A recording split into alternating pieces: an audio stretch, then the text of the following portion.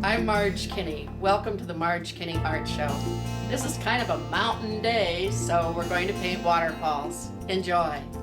What's more beautiful than seeing a waterfall in early springtime or even when it starts to get chilly at the end of October? The thing that I find most fascinating about painting a waterfall is the pool at the bottom. First, it's very white at the top, but the pool can sometimes be green or it can sometimes be gray. Sometimes it reflects the sky and sometimes it reflects the beautiful grasses and the beautiful rocks around it. So I'd like to just show you the fundamentals of how to make a waterfall. Here we go. For the waterfall, I'll be mostly using a fan brush. It's a bristle fan brush that works well with acrylics and oils, 2 other bristle brushes, and a palette knife for the rocks. All right, I'm going to add just a little bit of brown for the rocks. The main reason I'm showing you this is that we actually cover the waterfall area with rocks so that you don't have an open space. Another thing is that I have an undertone already of gray. If I held up white, you'd see that the undertone is a gray tone. So it helps the whole painting. And the reason I do that is that it coordinates all colors they would end up showing gray instead of showing white. So I think that that's important. Okay, I'm kind of just putting in some color here where the rocks would be. We need colors for whites and the light tones.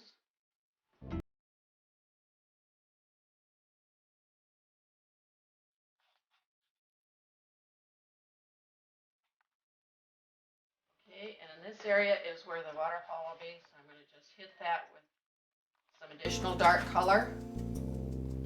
And this rock would have been closer to the bottom, so I'm going to darken it.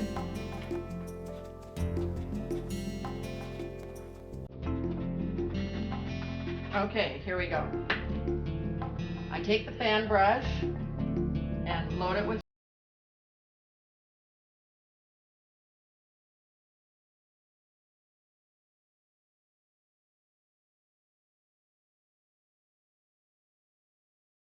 just simply drop it like this. Waterfalls usually get a little bit wider at the bottom, so it's going to drop down into the lower pool. I also have a little bit of medium here that I'm working with just to make this paint move a little bit smoother. So it comes down into the lower pool. I can enlarge this just a little bit. I can also have some dribbling off the side here, like this, just a little bit of a waterfall, smaller. Now I'm going to make another additional waterfall. I'm going to make it a little bit larger. Again, I'm going to put more white at the top. In fact, I'm going to actually add a couple of little bubbles here before it goes over.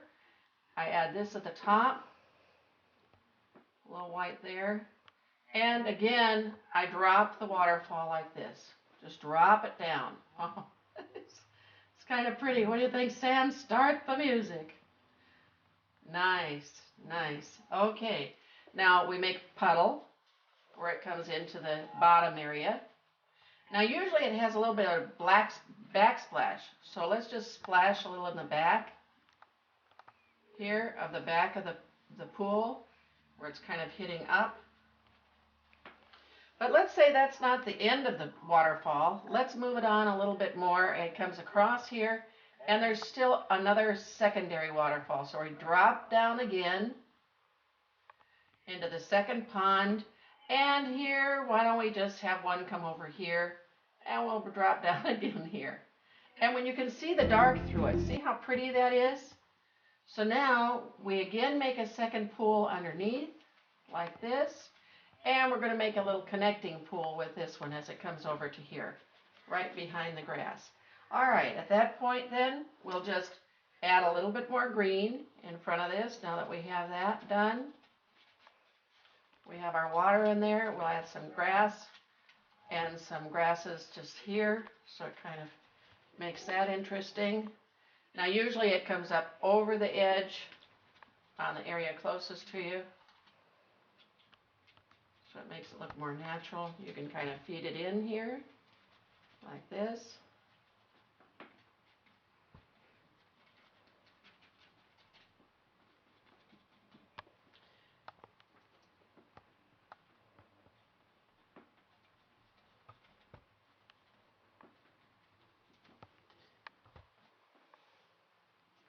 Now I'm going to come back in here, add a little bit of a splash here, a little bit more white at the bottom.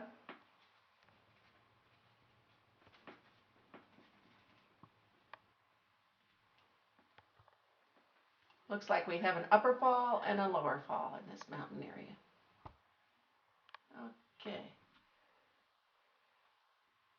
Well, that's it for today. I hope you enjoyed our waterfalls. Come and see me again real soon. Bye.